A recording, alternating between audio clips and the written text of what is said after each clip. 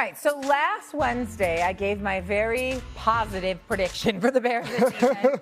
Have them going 13-4, 7-1 after the bye. Now, I'm going to say, after I really thought about this and dissected the schedule a little bit, I would say maybe 12-5 is a little more realistic. So give me one more loss, wherever you want on that schedule. However, I think the point is I think the Bears are going to be really good this season. I think they are the team to beat in the NFC North. And yes, I am from Chicago, and I understand that. However, given what we saw last year from the other three teams in the division, I just don't have – we could poke holes in all of them. Obviously, let's start with the Lions. Missed the playoffs last year. I don't know how their offensive line is going to look. There's a lot of question marks and a lot of injuries they are going to have to overcome. The Vikings, they have a new quarterback, Kyler Murray. What version of Kyler Murray are we actually going to get? And then the Green Bay Packers are not going to have Micah Parsons. They maybe won't have Josh Jacobs. We don't know what's going to happen with that going forward.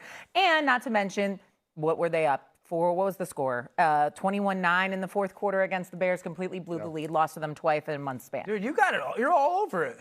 Okay, so there I have it. I would give the Bears to be the team to beat in the NFC North. Before I get to you two, who've been glaring at me the whole show. Myron, I'm going to go to you. Who do you think is the team to beat in the NFC North? I'm going to go with the Minnesota Vikings, and that's not a homer pick.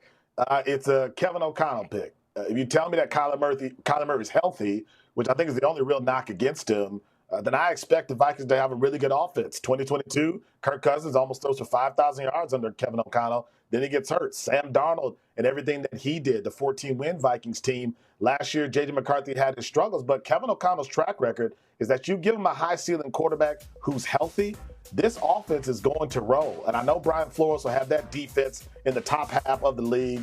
They'll be reliable. And if all that comes together and Kyler Murray stays healthy, give me the Vikings to beat everybody in the NFC North. Okay. The Vikings, who really struggled last year. Now, I know that was a lot because of their quarterback play and J.J. McCarthy.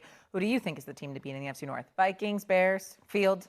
It's the Detroit Lions. I've gone back and forth between the Packers and the Lions basically all offseason. At one point, I thought the Packers were the best team in the NFC. That was many, many months ago. But you mentioned the Micah Parsons part with the Packers. You also look at their corners right now. They're less than stellar reviews right now from both training camp and preseason in Green Bay with their cornerback play. And with the quarterbacks, including Kyler Murray in this division, you got to have cornerbacks that can hold up. You got to be able to rush the passer, which I don't think the Bears do well enough. That's why I don't have them as my team to beat. But then you look at the Lions, and you start to see a build. You mentioned the offensive line. Well, they took Blake Miller out of Clemson in the first round. They have an identity again. Drew Petzing is now their offensive coordinator, comes over from Arizona. They do some of the coolest run game stuff you're going to possibly see. Jared Goff throws guys open in a way that I think is underrated throughout the league. I think I've said this before, but somebody when I was there last week in Detroit said that if you just put a mustache on Jared Goff and called him Chad Powers, he would win the MVP. Because of his story, we don't give him enough credit for the way he's able to find guys and throw guys open and just fire the ball in there and do whether it's off play action or not, just rip open the seams. I mean, there's just so much he's able to do. Jahmyr Gibbs, the two guys on the outside who are amazing at catching the ball. The defense will be improved. It has to be improved. They win that division. I'm picking the Packers, okay? But I want to respond to the Lions conversation and then the Vikings conversation. If you told me, crystal ball, that Kirby Joseph's going to be healthy and playing, Brian Branch is going to be healthy and playing, Cade Mays is going to play at center and be okay and healthy, I would pick the Lions as well because of have injury issues. Most complete roster, and I've been the Jared Goff fan since 2017. I think he's one of the best pure spinners of the ball in the league. Totally agree. But those are big pieces that I'm like, I don't know, outside of the questions at corner. So that's why I have just hesitation. I like Petzing. There's got to be a little bit more of an advancement in the pass game concept, but the run game should be good. The Minnesota one's interesting to me because it's clearly the biggest question at quarterback, which is the most impactful position and the most important position. Roster, outstanding. Coach, outstanding. Good quarterback play is going to get you to be a playoff caliber football team. But there is a pretty significant question at quarterback. What version of Kyler we get outside of the health? The reason I say Green Bay is I think that they have just as good, if not the best quarterback in the division. I think Jordan Love and Jared Goff can probably go punch for that right now.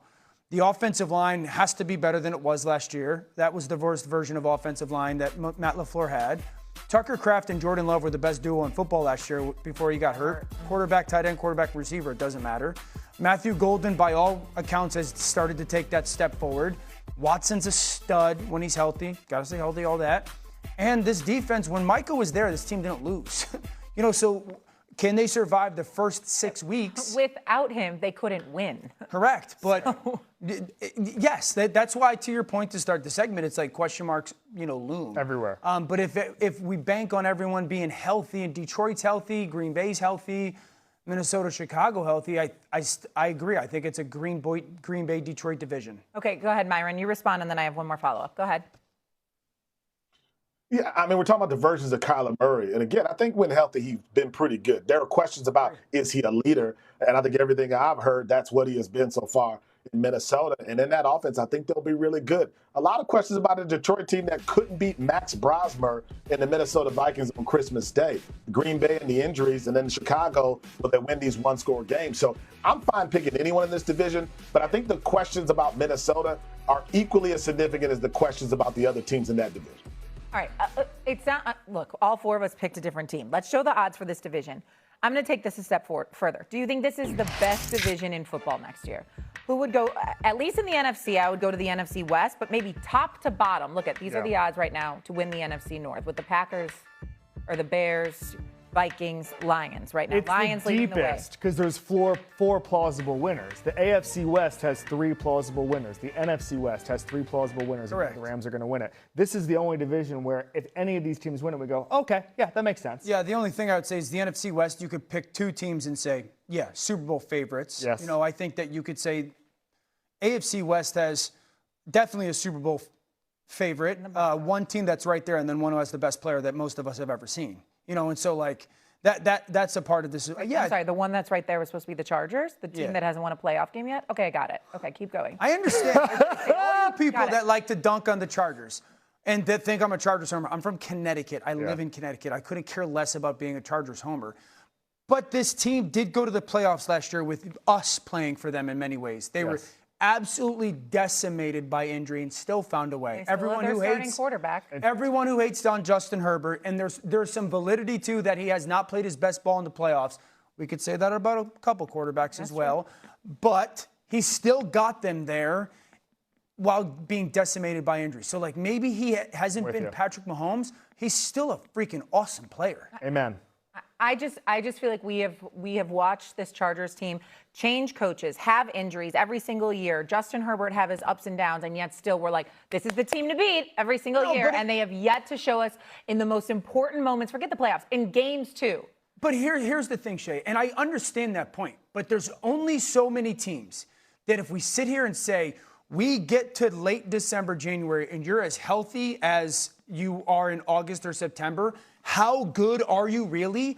They are one of those teams that we sit there and say, yo, if you're as healthy as you can be, you could probably play and beat anybody. They're that good of a team. And again, I will tell everybody, as much as Justin Herbert has not been the same player in the playoffs, he's had some moments where you're going, you look like one of the best. He's got to do it in the playoffs. Yes, he's got to do it in the playoffs.